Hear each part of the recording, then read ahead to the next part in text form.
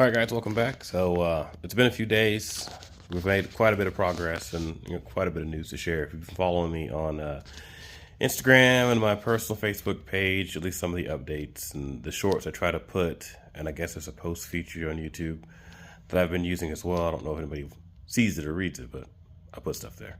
Anyway, so today we're going to talk about numbers. I feel like this is a very controversial topic when it comes to not just engine builds, but projects in general.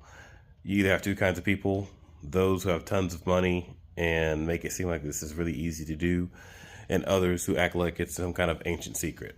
It's not. I've been doing this a long time. I've had my fair share of projects, many of which are still running, believe it or not.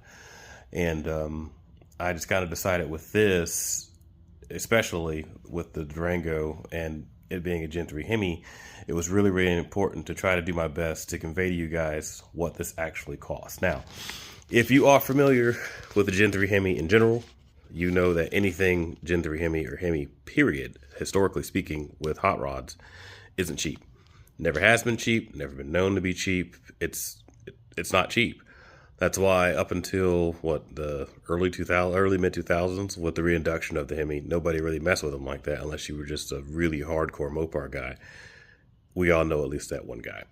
And even up to that point, they were either diesel guys or pickup truck guys talking about the heyday of Mopars and yesteryear.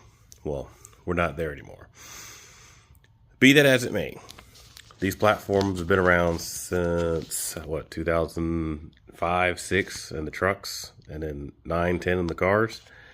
A lot has changed. There's a little bit more aftermarket support. There's more guys out there doing more advantageous stuff. The junkyards are a little more favorable if you go that route.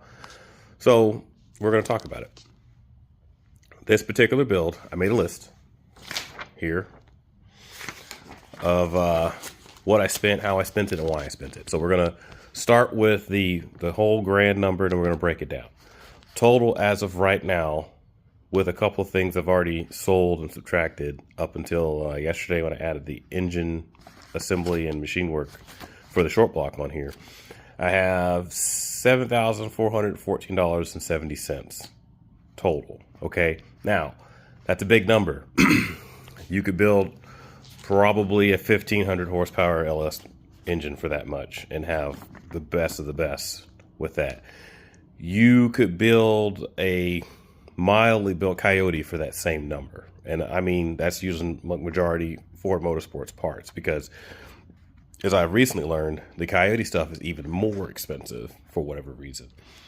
At the end of the day, if you're going to build a forged rotating assembly and a stout engine with factory well-flowing heads like the 6.4 BGE is, it's not going to be cheap, but that doesn't make it impossible. Now that we've got the shock number out of the way, my original goal was to build this engine with less than, we'll keep it around Facebook Marketplace value. So a used 392 short block, well, long block rather, that's everything out of a car, regardless of what happened to the car, whether it was stolen or wrecked or whatever.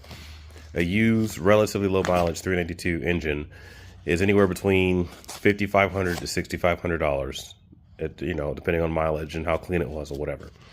So to be at $7,400 or just over $7,400 and have a forged rotating assembly 426, mind you, this is a 426. This is not a 392 anymore.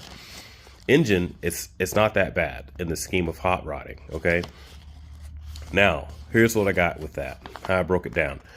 Out of that $7,400 and some change, I managed to sell $1,900 even in just old stuff.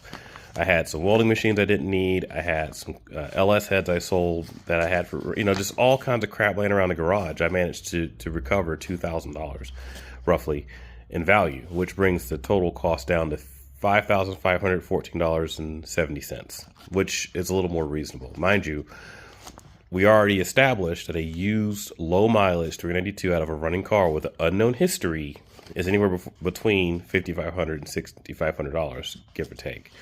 So that changes things. Okay. Now, most people may be thinking, well, I looked on Marketplace, I can get an engine and transmission, blah, blah, blah, blah. Right, man. But this is a brand new 0 mileage assembled by a professional race shop of SDK Machining there in Broken Arrow, with the hands of engine builders who've been doing it longer than I've probably been alive.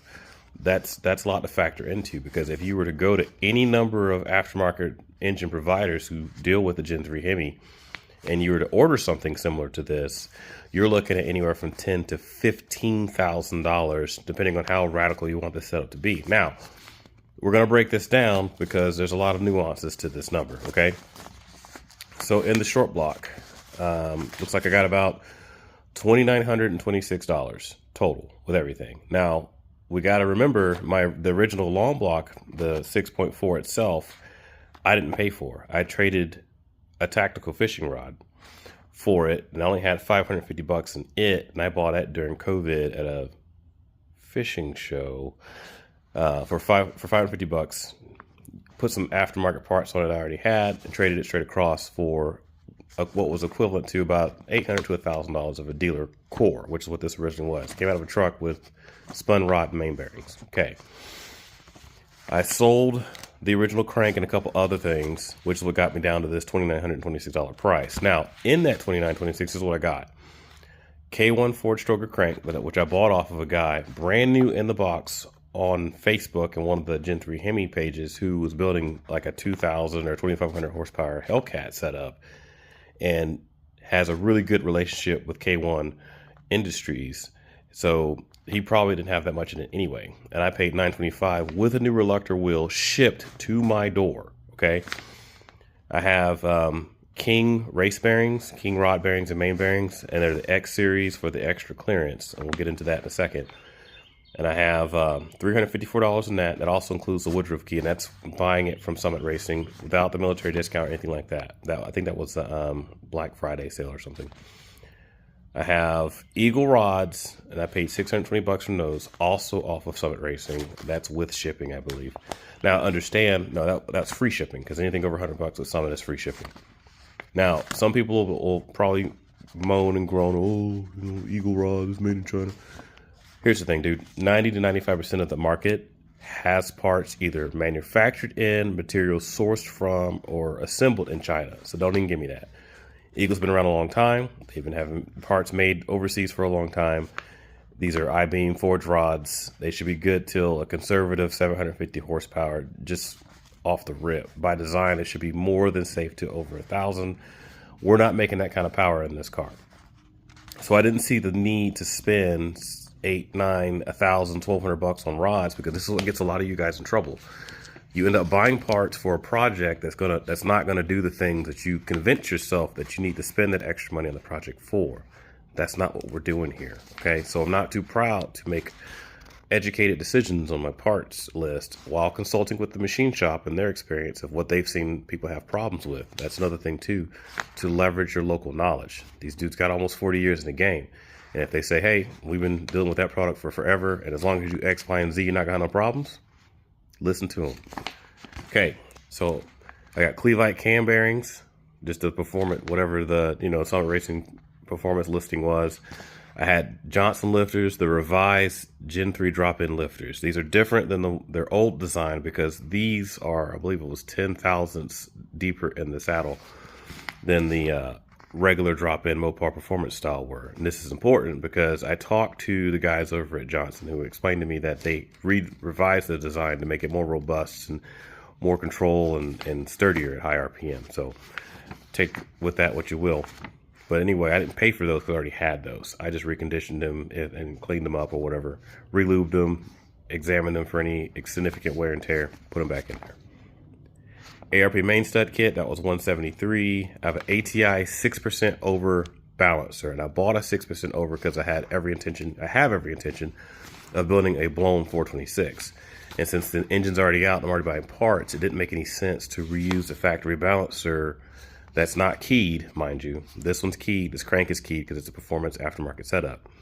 And then have to pin it and do all that nonsense once the engine's back in the car. It's stupid. Now, outside of that, I have Mall stroker pistons. I bought those from Petty Garage on eBay, and they were originally like $400 or something. So I got them, I negotiated them for a little bit less than that for $360. It was like $381 after shipping.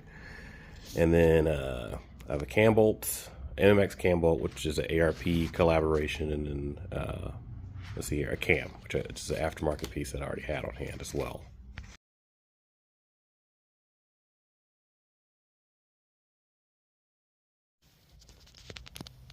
So with that, we'll move into valve train. One more thing on the cam. That's a custom cam that I got from Wizard of Tuning, Andrew Seagraves, and I believe he's out of Illinois. And so that cam was originally supposed to be a max effort 5.7 cam. It was a lot of cam. We struggled a little bit during the tuning process because it almost seemed like we needed a converter for how aggressive the cam was. Now, since it's in a 426 combination with a much better flowing head and everything, it should be much milder than it was in the 5.7. We'll see. Either way, we have you know, reliefs cutting the pistons and looking to put a blower on this thing. So the cam is the least of my concerns right now. That being said, the heads, there's no cost there because that came with the long block originally we talked about a second ago. I have, and this honestly is where I spend the bulk of the money, and then we'll get to why and where I could have saved money, where you can save money if you decide to do something similar to this. Total for valve train, you know, including the head work itself, was $2,100. Okay, now that's not including the springs because I already had valve springs. I did have a failure on those valve springs.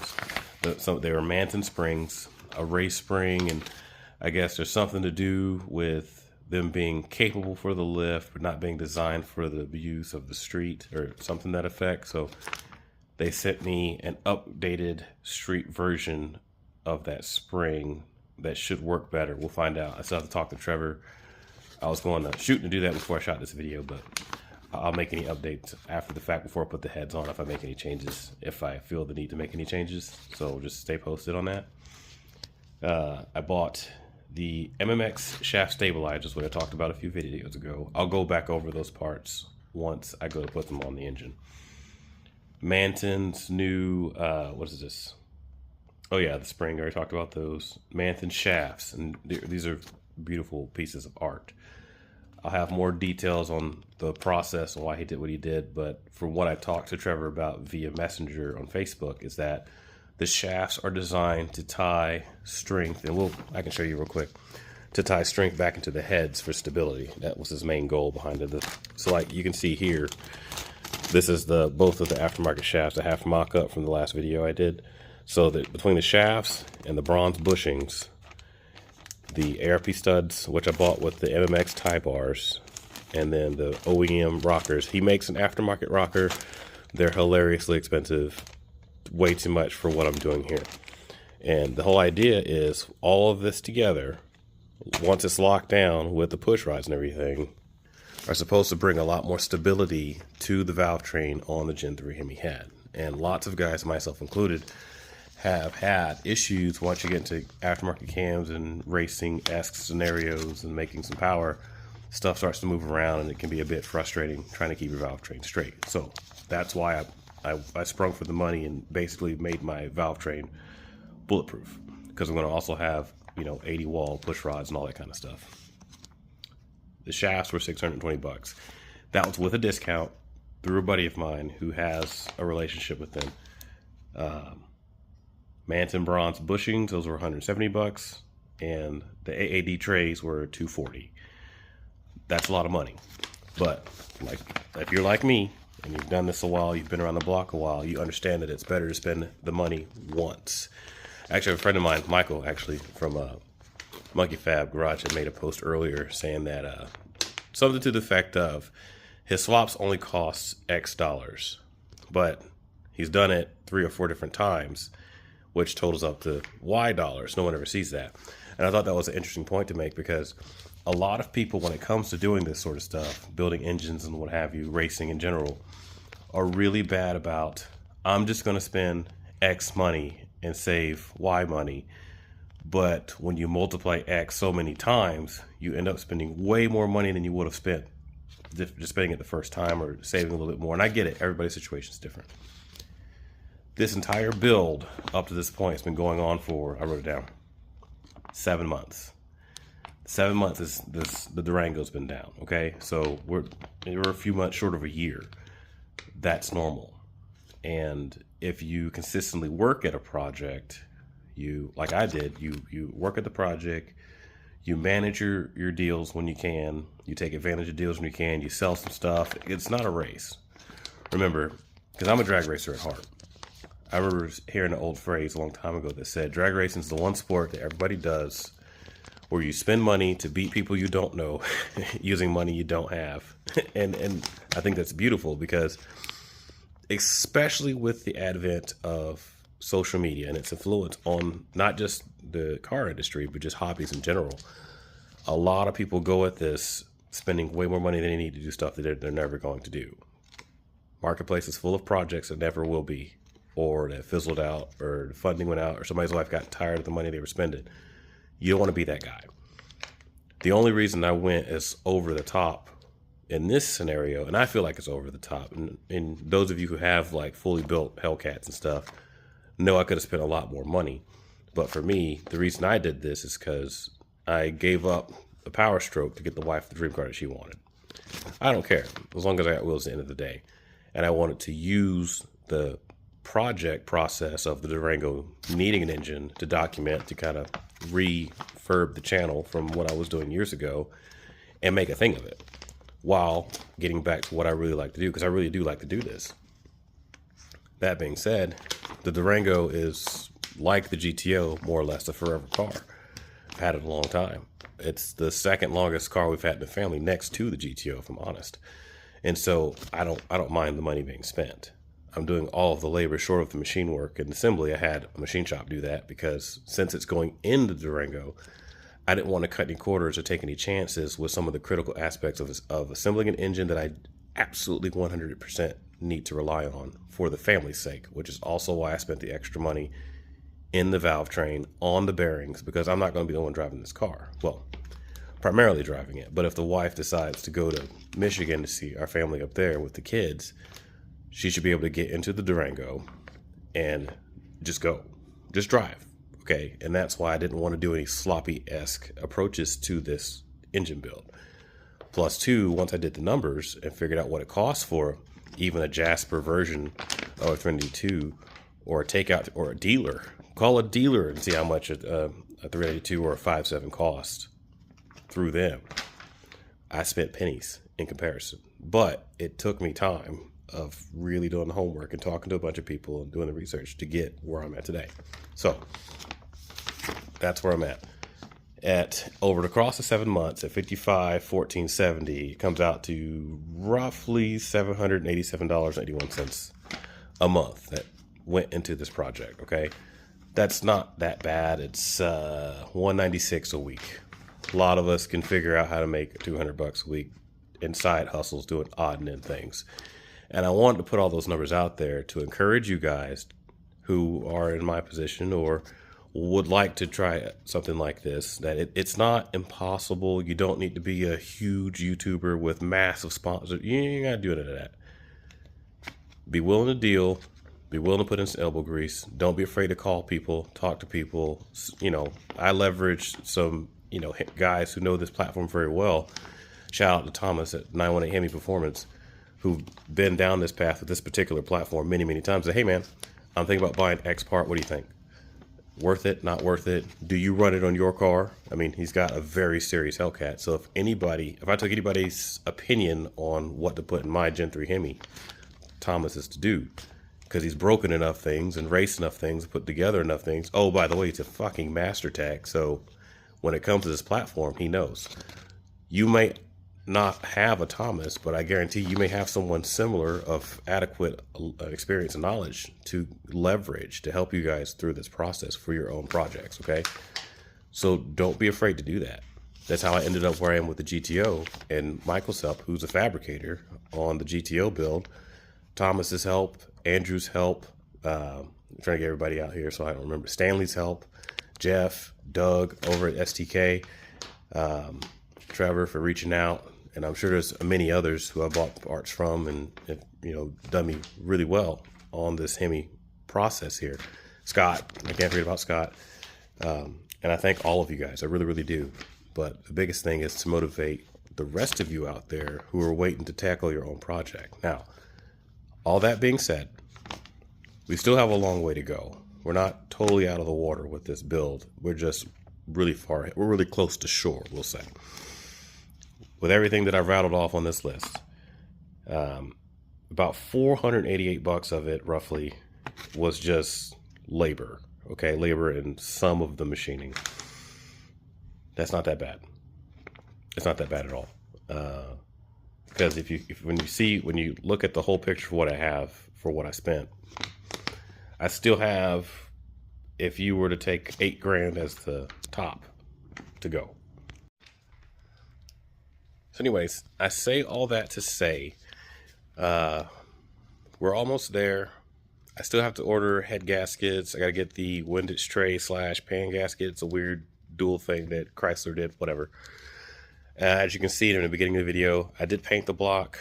I did some research and found there's like 3 or 4 key colors and Mopars that come in over the years. And there's a reddish orange. It's basically Hugger orange, which is the same orange that Chevrolet painted their blocks in. And I'm sure Mopar guys argue it's like the same color. Bro, it's like the same color. And I had 2 cans of that, so that's what I painted it in. Call it GM orange. I don't care. It might make it more reliable. Who knows? Gaskets, there's a couple of O-rings here and there, maybe a sensor or 2 that has to be replaced. Once it sits overnight, I might hit it with another coat, take all the tape and plastic off, and then get some mineral spirits or paint thinner to clean up all the machined areas that don't need to have paint on them. Put a bag over it and keep it moving. You know, the goal is to have it running and driving by the end of February. If it'll have a blower on it then or not, I don't know. Because, I mean, we're still talking a boatload of money. Well, not a boatload of money. A lot of extra money. Then there's the issue with the injectors, and there's tuning and all this other stuff. So we're going to get it done. We're going to get it done right. The goal is to end of February, running and driving. If we bleed into March, no big deal. This weekend, the kids and I are going to move the Durango from where it's parked in the shun corner of the driveway and put it back in front of the garage. And then I can start cleaning off the leaves and all that kind of stuff, disassemble the front end, and get ready to put an engine block back in the car. Probably with the heads on it and the long tubes on it, because that just makes my life a lot easier, save me a lot of time to just pluck it in there. And I'm pretty sure that's possible. We'll see. Otherwise, I got to put the short block in, then put the heads attached to the long tubes and wrestle those in place. I'd rather not do that. I still have to order push rods. That kind of sucks now that I think about it. Not a big deal. I'd rather do the heads and push rods and valve train while the engine's out of the car, and then put the whole thing in the car, if you get what I'm saying. It's a lot easier to make sure your push rod length and your valve train torque and all that shit's good on the engine stand than when it's in the car. The other thing I want to do is I want to try to get an aftermarket pan. I think it's Moroso that makes it. Aftermarket deep performance oil pan. Just why not, right?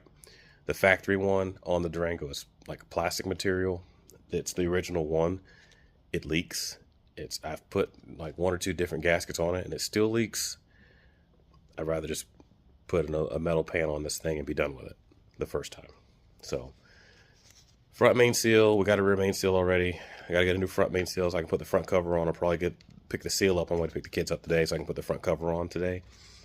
The rubber O-rings or the rubber gasket on the front cover just got changed out not that long ago. So those should still be good because it was on the car for a couple of months before I took it all back apart.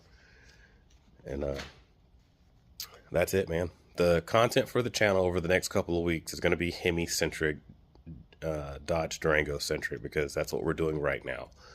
Once that car is up and going and starting the tuning phase, we'll jump back on the GTO, and then at some point I'll take you can't see because all the crap. We'll take the EJ25 block and the crank hiding back there behind the cans and the speaker to Stanley at the machine shop, so those guys can square it up, measure everything, and see what we're dealing with. Because I bought that thing not on a whim, but on chance. We think it's fine as long as everything checks out fine machining wise. We're just gonna get some bearings and go to town.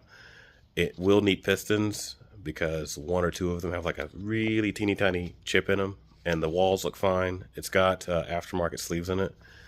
So I'd rather just get aftermarket pistons or a new set of pistons, rebalance everything and put it back together, and then hopefully find its way into the Subaru.